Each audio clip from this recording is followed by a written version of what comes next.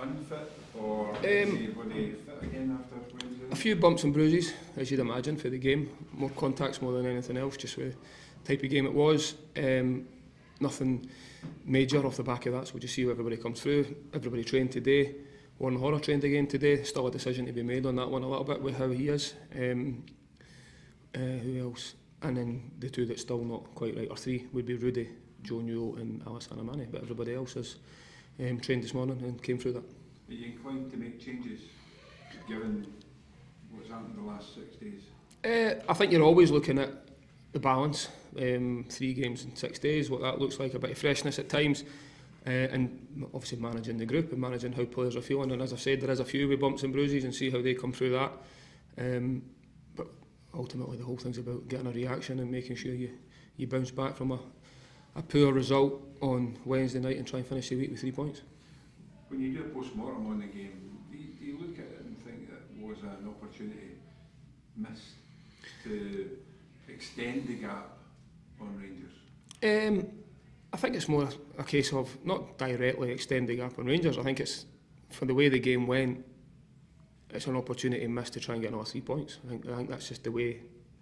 I think the fact it shows you where the group is, that we're actually looking at the game and thinking, disappointed the fact that there was, in my opinion, nothing between the teams on the night. I said at the time, it's always the same, you watch it back. So if you watch it back and take all the emotion out of it and take all the noise and almost watch it on mute, it's probably never as good as you think it is when it's good, and it's never as bad as you think it is when you watch it back. I think that's something I've probably learnt over the piece, and clearly there's things we're not doing as well as we'd like to, and I still stick to what I said off the other night, which was, our quality probably wasn't where it's been for the technical quality we've got. Too many times we missed passes, too many times our end product wasn't there, and we still had the best 2 chances in the game. And we started all right in the game for the first 4 or 5 minutes, which sounds silly. The crowd were up, the atmosphere was good, had the first chance, and then we lose a really poor goal. And when you give away a goal, it just deflated everything. And I think that was kind of a message of how the first half sort of went. And then second half, it wasn't for a lack of effort, as I said. So the fact that we're sitting here looking at it going, yes, it's an opportunity missed, it's probably because I thought we should have got someone out of the game. And I think that's a big thing, that we are disappointed we've not went on and got someone from the game. And it's certainly not ever been played off the pitch, so you can take the confidence for that as well. But at the same time, the players are genuinely thinking that we should have been better individually and collectively, and if we'd done that, we'd give ourselves a better chance. In terms of Livingston, you've had 2 really good victories against them in recent weeks, but you can't be complacent going into this game, can you? Definitely not. That's irrelevant, the last 2 results. I think this league shows you that anyway. Look how tight it is. Going to Livingston, going there, what the challenges that has, the AstroTurf, someone else that we don't play on every single week, so you need to contend with that. Certainly not an excuse. The players are ready for it. They have been there already this season, so it's not completely new. That's a big thing. And Davey will have the team ready to go. They always are. It'll be a tough fixture, and they'll be looking at the fact that we have played them, and they'll be looking for a reaction for the last time we played them. So we're well aware of that. We know the challenges it possesses, and but again, I'll say the same thing. We're looking at us and going, is it an opportunity to end the week with 3 points? That's what we need to be thinking about, and if we can do that, we move back into third, and there's nothing nobody else can do about that. So that's our only focus going into the game. So we head into November, so a number of weeks now until the transfer window opens again. Are you actively looking to strengthen? I think we've been very, organised. I think the way we work is always the same. It will start to be spoken about now that the window's getting closer. It's always the same, but the work never stops.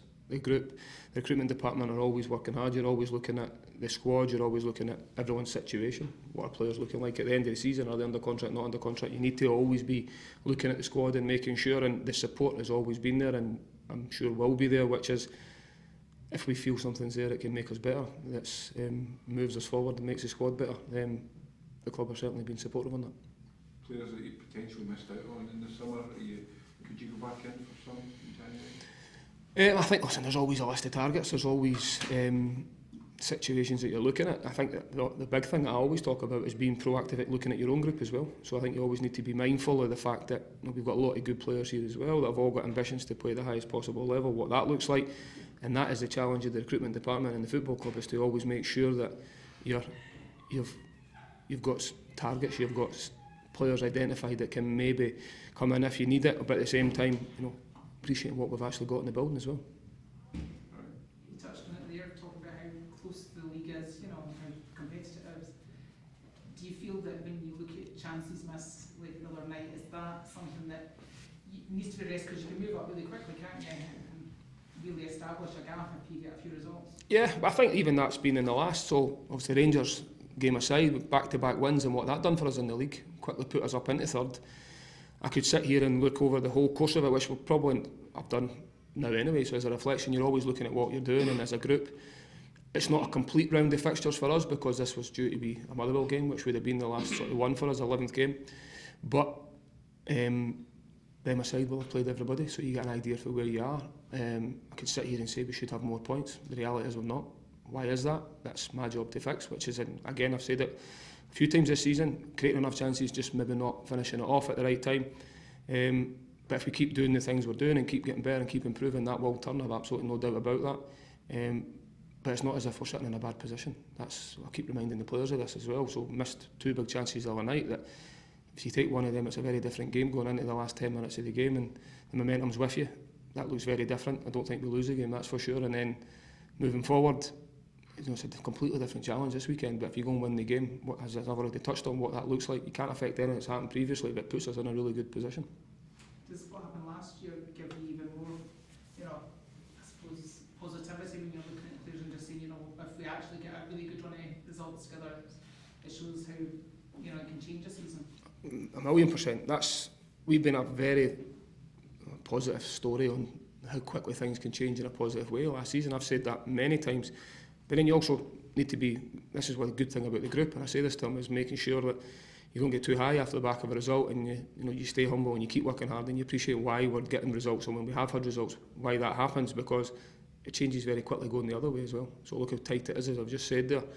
I'm not sure exactly the points, but there can't be many between top and bottom. Well, not top, but 6 or 7 places, how quickly it can change with one result. Never mind 2 or 3 if you can put them together. So it is about focusing on us, concentrating on us as a group. I say all the time, it's a brilliant group, brilliant to work with, that are really hard working, and that are a wee bit frustrated off of Wednesday's result, but going into Wednesday's game, we were in a very good place off the back of 2 wins. Now it's about bouncing back and making sure we get back on the winning ways. Does that strengthen the group and actually give you confidence? Because we had Rocky the other night talking about how they all work together and chat and build each other up. We've had Miguel and you're talking about, you know, his bereavement and how they group together behind him. It feels like it's a family now. Yeah, I think that's, I say all the time, testament to the group.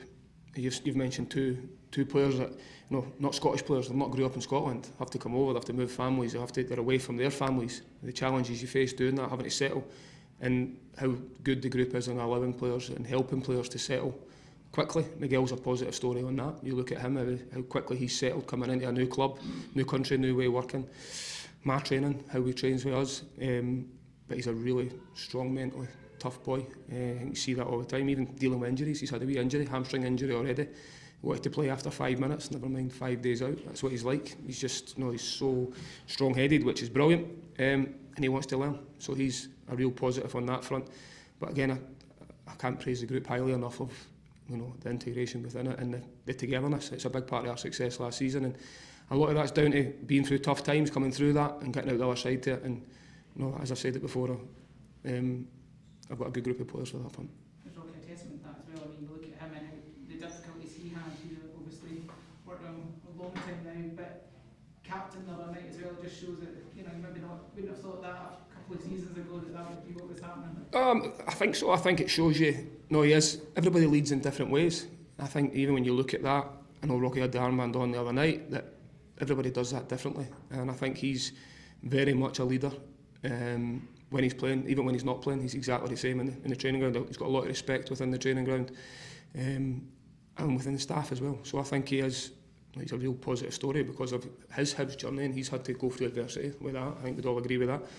But he's been very consistent for a long time now and fully deserves all the praise he gets and the level of performance. But that doesn't happen by accident. That comes because of his attitude, it comes because of professionalism, and he's worked rate to get better all the time and really push himself. And that's, again, comes down to the individual.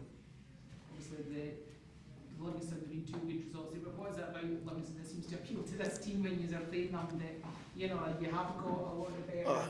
I'm certainly not going to rest on the fact that we've beaten them twice. That means absolutely nothing, as I've already said at all. Mentioned that to the players as well. Went over the pre-match analysis as we always do. You know, we've not cut any corners because we've played them twice. Now clearly we've got, you're looking at the games we've played against them before, expect them to maybe do something different at times, but it's a really tough game. This fixture's always a tough fixture, and I'm not expecting it to be any different tomorrow. So it is about making sure the players mentally are ready for a real tough test, because that's what it's going to be.